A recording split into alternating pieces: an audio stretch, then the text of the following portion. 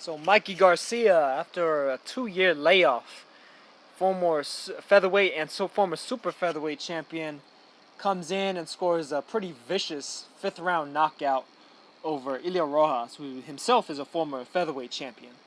And I mean, Mike Garcia pretty much did it with style. He appeared to have a little bit of trouble early on, particularly the first two rounds. I know that there's quite a few people that seem to give Rojas the first two rounds outright. Personally, I thought that the first round especially was actually pretty close. I actually edged that one to Garcia. I thought his punches were landing a little bit cleaner, a little heavier. The second round, I thought that Rojas did a little bit better work overall.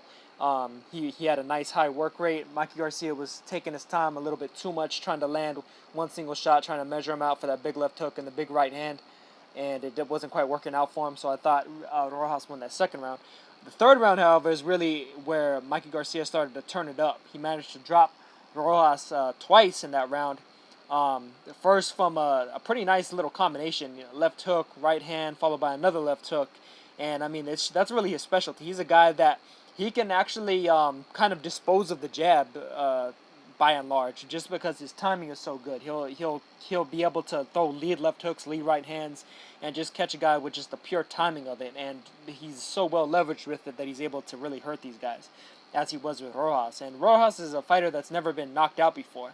Probably the closest he came was when he lost his title, his WBC featherweight title, to Johnny Gonzalez a few years back, when Gonzalez dropped him late in that fight, but he still managed to finish on his feet, and it was still a close fight in spite of that.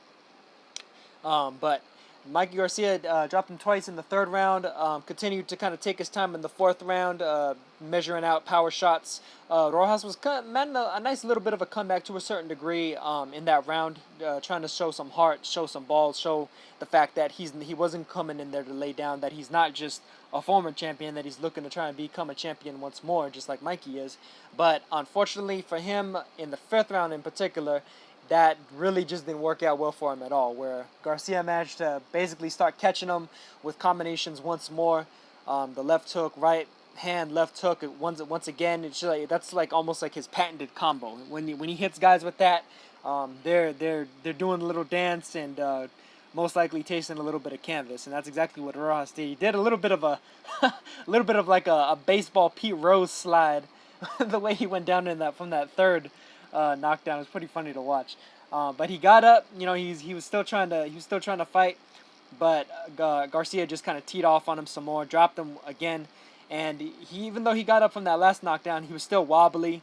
He looked like he really didn't want to continue. The ref was asking him if he wanted to continue, and he was being real like sheepish about it, like kind of turning his head, shaking his head, like he was pretty much giving up the way I saw it, and he knew that it was just a matter of time before Mikey probably put him down again and forced the ref to stop it outright. So that was pretty much all there was to it.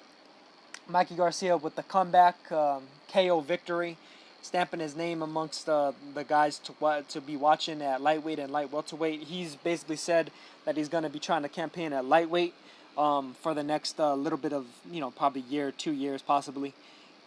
Depending on what goes down, depending on who's out there to fight, if he's able to catch a title and or unify titles at 135, which I could see as a distinct possibility. Right now, I do know that Richard Comey versus Robert Easter is likely going to be happening for the vacant IBF. Actually, I think it is. I think that's actually signed, sealed, and delivered for the IBF. Matter of fact, since Francis Barthélemy actually vacated. You got Terry Flanagan with the WBO. There's a possibility that he may be fighting somebody else, like a Felix Verdejo, sometime soon, though. But who knows? I do know that his name has been in the mix with Garcia as well, and I could definitely see that coming off. And then, of course, there's the winner of Anthony Crolla versus Jorge Linares, or there's the other man that they mentioned on the broadcast, Dejan Zlaticanin, who, of course, recently had a pretty vicious, I think it was a second-round knockout over Francisco Mamani. And has been showing himself, or Franklin Mamani rather, and has been showing himself as a force to be reckoned with at that weight class. I think Mikey against any of those fighters would be definitely a good look, a good fight, and a nice step up from Rojas, former champion right into a current champion. It'd be nice to see Mikey get back into that mix as soon as possible. He's a fighter that I think really largely fights to the level of his opposition, and he really turns it up when he's fighting a legit A-class elite level opponent. And I think against any of those guys, it'll be definitely fun to watch and interesting to see if he's able to get some of that pound for pound luster that that he kind of left behind back back in action. He definitely showcased the good skills, good timing still, in spite of the somewhat early ring rust. But I mean that the timing and the power is definitely something to be reckoned with, and it's really difficult to imagine very many guys at lightweight being able to take that level of ability just overall. I think probably Zatichinin would wind up being his toughest opponent because that's just a tough man that he's going in there to fight. He's going in there to fight it out, and he's not laying down for anybody. He's looking to knock you. He's looking to lay you down. He's not looking to lay down. I'll just say that much. But Mikey Garcia with the big win, and it's good to see him back in action. Hopefully, we get to see him in these fights that I just mentioned. It seems like he's anxious for him.